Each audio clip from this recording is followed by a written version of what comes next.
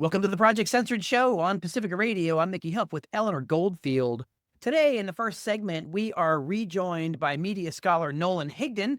We'll be talking about Unmasking Epstein, power, blackmail, and the press's failure. It's a call for journalists to uphold their First Amendment duty. Later in the show, Nolan and I will also talk about some of the newest developments around artificial intelligence and its impacts on our culture, both education and journalism, and of course, many other things. But before we do that, I want to remind everybody who Nolan Higdon is. He's a political analyst, author, and host of the Disinfo Detox. He's a lecturer at Merrill College and the Education Department at University of California, Santa Cruz. He's also a Project Censored national judge. His areas of concentration include critical AI literacy, podcasting, digital culture, news, media history, and propaganda, as well as critical media literacy in general. All of his work is available at Substack at nolanhigdon.substack.com. He is the author of The Anatomy of Fake News, a critical news literacy education, Let's Agree to Disagree, The Media and Me, Surveillance Education, and other works. Again, you can learn more at nolanhigdon.substack.com. But Nolan, welcome back to the Project Censored Show.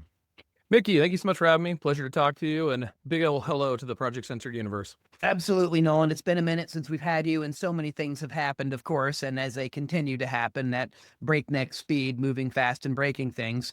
One of your more recent pieces from November 19, Unmasking Epstein, Power, Blackmail, and the Press's Failure. Of course, this scenario keeps rolling out, trickling out slowly and spinning into many tributaries. But let's start with your thesis for that piece and go into some of the details of things that you think, giving us more of a critical media analysis of this issue.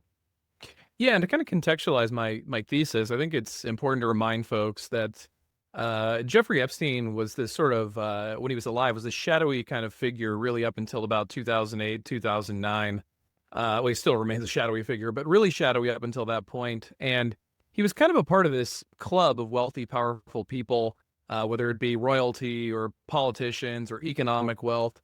And he was really treated by the media as kind of like a member of this cool new class, this group of wealthy elites who had somehow been able to combine the sort of cultural identity politics of the left with the far-right capitalist politics of the right. And, they were making this huge massive amounts of wealth. And it seemed like this kind of multicultural dream they had hoped for, and Epstein was in the middle. And so he received these kind of like lauding profiles by places like Vanity Fair when he would be reported on. And then he had this sex trafficking charge, and it was a very minor charge known as a sweetheart deal in terms of what actually happened in court. But later on, we'd find out there was a lot of evidence that there was a lot more going on. Many girls, children, as I like to call them, I know the media is afraid of using that word, who were trafficked and sexually abused. And he got this basically slap on the wrist. And he all of a sudden wasn't a person you wanted in elite circles anymore, at least as far as the news media was concerned. So we didn't really know a lot about who Jeffrey Epstein was interacting with, and we still don't really know much about what he was doing in that time, although these documents kind of helped. And in at least, mainstream legacy culture, legacy media, they kind of treated the Epstein questions as baseless conspiracies. You're kind of a tinfoil nutcase to think that he was anything more than like some rogue child trafficker and abuser. And on the internet, it was a different story. People kept this story alive. And yes, like all stories on the internet, there was full of nonsense and baseless assertions associated with it. But people were asking legitimate questions and raising evidence. And, Donald Trump, when he ran for president, knew how to kind of feed into that internet culture. And one of the big promises his supporters believed he would deliver upon was releasing the Epstein files. And this really kind of still remained on the right, although there was a big populist kind of far left element that was interested in the Epstein story, which I think is interesting as well. And finally, during his first administration, of course, Epstein went to jail over some of this pressure and then died. It was reported to be a suicide. There wasn't a lot of revelations during the Biden years. When Trump came back, there was a real big belief amongst his supporters he would release the files. And when he didn't, this is where we get to my thesis, which is the news media all of a sudden started taking this story a lot more seriously because they saw Trump's reaction. But my thesis is not that. My thesis is the news media has been comfortable going after this story on two fronts. One, there's this large amount of children who were sexually abused and trafficked, and the wealthy and powerful men who are responsible for it need to be held accountable. And I think that's an important story. And I don't ever think they should not tell that story. I think, in fact, we should tell it more and more honestly. But the other story they feel comfortable telling is that, this is either the story that's going to cook Donald Trump, or it's going to reveal, which side, Democrats or Republicans, are more responsible for sexual abuse. Again, that story is kind of interesting, but it's really more political. It's surface level. And my thesis is they're missing the most important story, which is, how did Jeffrey Epstein, with all these connections to the intelligence community, the rich, the powerful, the wealthy, create this massive amount of wealth for himself and others? And what role did sex trafficking play in that? And I think most importantly, we know now from the documents that have been released that Jeffrey Epstein was participating with foreign intelligence for governments, the United States and Israel for sure. Some of the documents seem to also point to the fact that he was trading dirt on U.S. politicians to Russia. There's other countries involved as well, which we can talk about. But the news media has been really hesitant to touch that story, because that story is not a red versus blue. It's a powerful and wealthy versus everybody else. It really undermines a lot of perceptions we have about our democracy. And the only time I've ever seen someone really kind of get it out on television in a really minor way, of all people, believe it or not, Representative Marjorie Taylor Greene brought it up on CNN with Dana Bash. And Greene said, like, these are legitimate questions because of the documents that were just released. And Dana Bash's response was, what evidence do you have to prove that?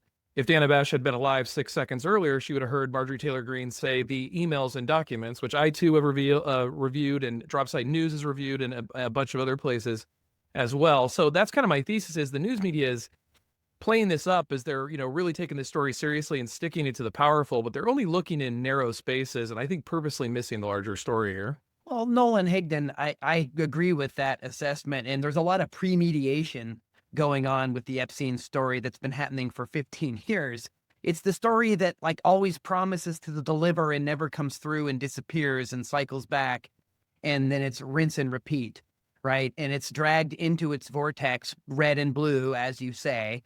But the more significant thing is that it also involves rich, wealthy, powerful, mostly men, mostly white men, and their victims, trafficked children and young women. But the key word that you pointed out, that you say there's some allergy to in the corporate press, that when talking about some of the victims in the trafficking, was it Megyn Kelly at Fox was arguing about the age of consent, and that 15 is not the same as 8, something of that nature. And just the dissembling around that seemed like just the strangest way to deflect.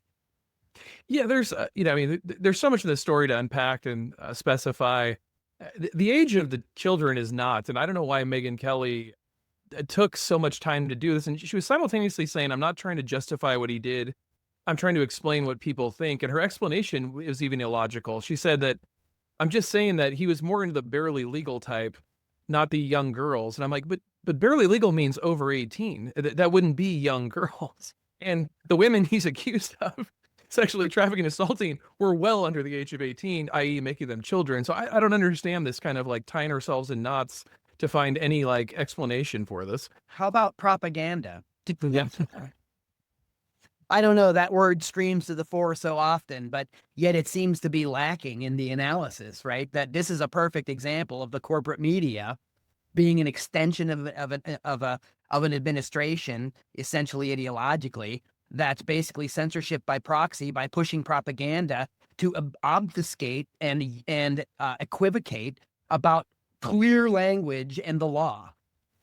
Yeah, and it really feeds into one of the critiques that come from the far left and the right about the kind of neoliberal center over the last 40 or 50 years, right? Which is a lot of this kind of DEI or window dressing of virtue signaling social justice that we saw from neoliberals over the last 30 or 40 years was really to kind of control and shape the American electorate so that those in power could do what they want. And I think a perfect example of this is Larry Summers. In emails, it becomes very clear that this guy, who, let's not forget, in the Clinton administration, purposely sidelined the people that said the policies you were going to do were going to lead to what ultimately became the Great Recession.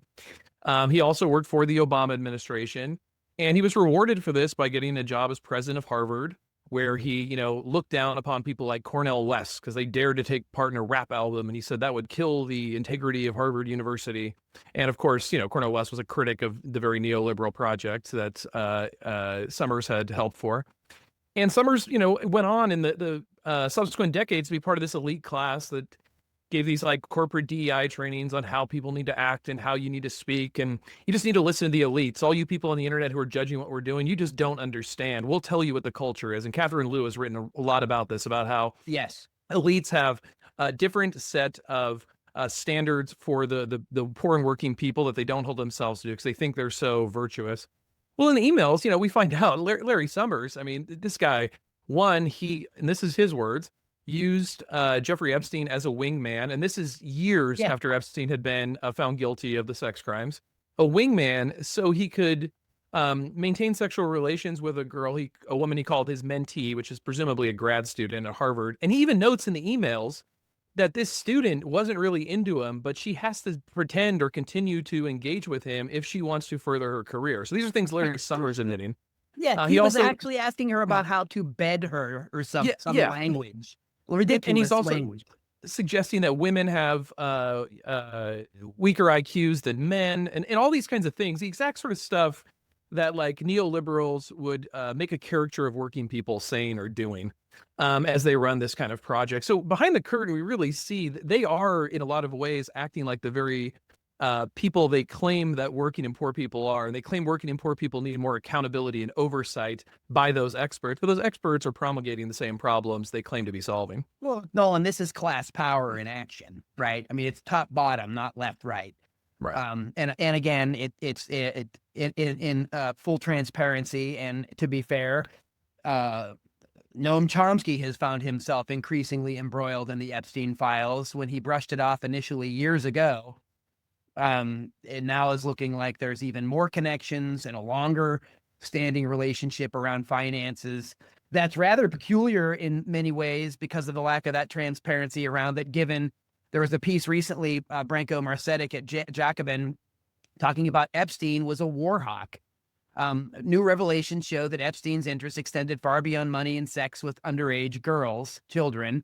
Epstein used his influence to push aggressive solutions to geopolitical problems, particularly against America's and Israel's traditional adversaries. So it broadens the case of Epstein's network and influence, and it was about far, far more than just the scandalous, salacious issues that the press wished to focus upon. Yeah, and I think that's really important to underscore, particularly in the case of Chomsky. At least everything I've seen, and this is not, Chomsky's not alone in this, but a lot of people in the emails, a lot of these names, there's nothing I've seen in the emails that indicate they're a part of any of the sex crimes. That could change if more information comes out. But that's why it's important to broaden the scope beyond the sex crimes, because what we see is Epstein currying a lot of favor with a lot of powerful people, sometimes through just buying their interests. They're enamored by the money or the access. Other times through straight blackmail, threatening to ruin their character and things like that. So someone like Chomsky, who, for decades has seemed to maintain a message against American empire and the exact type of elite circles that Epstein has been in, that begs a question. Is it Chomsky's been a fraud all these decades? Is it Chomsky has been blackmailed somehow into this? What are those answers? If you only look at sort of the sex trafficking frame, you miss those kinds of questions. And as much as I love Noam Chomsky's work and have used it and will defend it forever, there's other much more powerful people who have way more influential roles in society in our world who also may be caught in that same trap, sex crimes regardless. I think that's the story that the news media is missing. Yeah, again, that's clear, and again shows the power of the independent press and the public interest, where there's increased information coming out of there, particularly Epstein's discussions with Bannon during the first Trump administration, Steve Bannon, pushing about Iran, focusing on Iran. And so this is again, that piece is over at Jacobin if folks are interested in it that I was referencing. But there needs to be far more attention and investigation into this. It reminds me, as Project Censored approaches its 50th anniversary, it reminds me of the Watergate scandal that ended up being the impetus for the beginning of the project. How the establishment press, when they first looked at the committee to reelect the president, creep, right? Richard Nixon, I am not a creep, right? He was, and a crook. But nevertheless, they basically treated it that like the break-in at the Democratic headquarters of the Watergate Hotel as like some third-rate bungled burglary, right? And they didn't look at any of the other elements involved and how it was much broader part of the Nixon modus operandi, of dirty politics and dirty tricks, where people like Roger Stone cut their teeth, right? Learning, these kinds of dirty tricks in politics. But, it was the independent press that was outing it until finally the Washington Post and Woodward and Bernstein, broke the story and realized how big of a deal it was, such that it led to the resignation of the sitting president in his second term. So again, the pen is mightier than the sword, as Jensen used to like to quote in Project Censored. But again, media literacy, critical media literacy, understanding and analysis of what's happening both in the corporate press and then highlighting the independent media to go ahead and show the things that those outlets are uncovering is essential at being just a generally informed person to be meaningfully civically engaged. But another issue that has been all over the place that really requires critical media literacy has been the relentless promotion of artificial intelligence into almost every aspect of human existence. I try to refrain from saying AI, just like I refrain from saying DEI. I really want to focus on calling out what the letters mean and stand for, because it just gets into an explaining by naming fallacy where we're actually hiding some of the key issues that would invoke questioning and interrogation. Artificial is the key word in intelligence. And so the hallucinations, the nonsense, the errors, all this crap that comes along with it just gets looked at as sort of an afterthought, or, oh, well, this is just the growing pains. But I think the real problem is for us as human beings is that we're already assuming that we can create an artificial intelligence to help us. And at least from my estimation, we don't seem to quite be there yet, ... But Nolan Higdon, dive into this with some of the things that you've been focusing on, including some of the latest studies around artificial intelligence in many aspects of our life. Yeah, and I think it's actually kind of an interesting segue. I know most people are thinking, what the heck does Epstein have to do with AI? But there are powerful forces behind big tech and the AI industry, and the military-industrial complex is a big one. Yes. And this includes, a lot of our spyware. A lot of the spyware that's used right now by governments, including our own, came from Israel. Israel's Pegasus is probably one of the most famous examples of that. And Epstein was a major part of the founding of a lot of this intersection of tech and military in the digital age, like in the 1990s, and what ultimately became these huge spyware systems. And I use that as a framework to point this out. I think big tech has done a great job of really advertising itself as a company, an industry that cares about humans, human knowledge, and human development. But as you kind of point out, they use this fallacy of naming by labeling. So like AI, or they say social media is social, which it's not. We can go down these multitude of examples. Really, there's a multitude of forces, and I think the two most important, one is very obvious, which is the for-profit force. These tools are made to make money for the companies that are behind them, but they make their money off surveillance and collection of data, which serves a whole nother purpose, which is one of getting more insight into human beings, and that's something that a lot of industries and governments are interested in. They'd like to surveil you. This is a lesson most people learn kind of somewhere around the time of high school when they read like 1984, and they learn why surveillance is bad and how authoritarian regimes can abuse it. Big tech's job has been to kind of take that fear of a 1984 type society and advertise it in a way where it's really digestible. And this is where things get kind of confusing, because a lot of these tools, these AI systems, as they're called, or I call them so-called AI, these AI systems, they are at some level impressive human achievements. I mean, what we've developed to do this kind of work this quickly sometimes can be really impressive. But the impressive work is few and far between. Most of what AI tries to do fails miserably, or as Gary Smith points out, it's really kind of a magic trick. It tries to convince you it's doing something that it doesn't do. That's So if the story kind of ended there, right, which is like, all right, so these companies overpromise, underdeliver. That's as old as the story of big tech. Who cares, Nolan? Well, we're really looking at the negative effects they're having on people, and I think that's the critical part here. And you kind of open this up with the artificial intelligence part. The very fact that society feels like they're not intelligent enough to handle society and needs something else is already, I think, a glaring sign of where we are. It's a really big problem. We need to remind humans to kind of push out this junk about how you're not bright and capable. You are bright and capable. You don't need these outside systems to think for you. And what we're seeing now with some of the recent AI studies is, and we can talk about this in the education context, but when people use them to just write things for them. So let's say I'm an expert on Y, and I say, hey, write me a 2,000 word essay on Y. The brain starts to lose my knowledge memory of Y.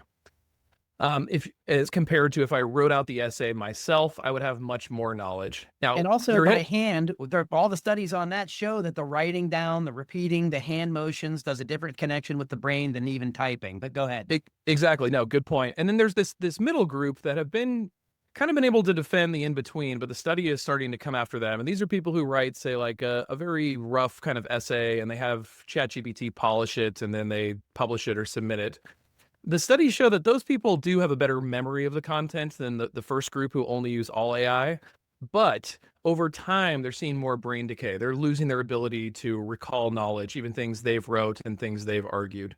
So in all categories, using this stuff, especially overusing this stuff, is really eroding the human mind. And this is why Gary Smith says he never believed that AI systems would be created that are smarter than humans. What he never anticipated is that humans would become so stupid, the systems would be smarter than them. And he says that's kind of where we're going as we use these systems more and more. And I'm just writing a piece on Wikipedia, for example, and Mickey, you're an educator, so you're familiar with this, which is we always tell students, don't use Wikipedia. You don't know who's writing it, where the sources are from. But Wikipedia can sometimes be a starting point. If you go there and look at the sources, you can follow the information back, and maybe you can find things that are useful and make your argument. Well, we find that those Wikipedia arguments are now being fed into AI, and people are going to AI for answers. So now they're getting all the worst parts of Wikipedia, which is they're just getting what it says without the sources. They can't even go back and look at where the sourcing is coming from. And so it's really compounded a lot of the problems of critical thought and critical inquiry. And that gets back to my point. Well, who benefits from that? Those with power and wealth, the ones making money off this. And they also have a group of people that are a lot easier to manipulate. If you just go to the AI bot and the AI bot can give you the answer, whoever is able to give the answer to you, that's the one who has the power. Yeah, and Nolan Higdon, we're also seeing calls among educators, which is mind-boggling to me, but I do understand that part of this is coming from how academics are so overworked and underpaid, particularly lecturers and adjunct faculty. The promise of AI grading. I mean, again, it's like we're squeezing all the human education and learning is about being human and telling stories, right? And AI doesn't tell stories, it plagiarizes them. It manufactures them and hodgepodges them together. So what are some of your thoughts on, some of I wouldn't really even call it a debate about artificial intelligence in higher education, because a lot of major institutions are scrambling to see who can adopt what tools faster. No, that's exactly correct. And I think this gets to something we've also been critical of, but this corporatization of education is what's led us to this moment where the culture, students, parents, administrators, and unfortunately too many faculty really think of education as a cycle of box checking, just a process of do this, get this grade, do that, get this grade. But as you point out, it's much more deep. There's a holistic human connection that's a part of it, of figuring out what skills or interests a student has so they can excel at that, because the student next to them has different skills and different interests, and they need to excel at that. And being an educator is being able to recognize that and tune your classroom for that purpose. AI is never going to do that. That's never going to happen. That's a pipe dream of industry. And to your point about the overworking, this is, always fascinating to me. It's never a question of do we need all this labor in the classroom or all these grades, committee work, evaluations, all this nonsense needed. It's about how do we contract it out to AI or administrators. But the industry itself is facing a massive bubble right now. And one of the things that we've seen is that the AI industry is taking over the majority of the economy. And at the same time, we're seeing massive layoffs, and these layoffs are dismissed as well. AI is replacing all of these jobs. But as economists have noted, the profits aren't coming with these layoffs. So these layoffs are not actually about boosting profits by reducing cost of labor. They're about trying to manage the bleeding. We've heightened the economy so much, and one of the ways they do this is with vendor financing. So you get NVIDIA will go promise to buy $100 million chips over the next 10 years from this company, and that company will then Yeah, and then we'll invest in AMD for the next like 5 years. That just happened.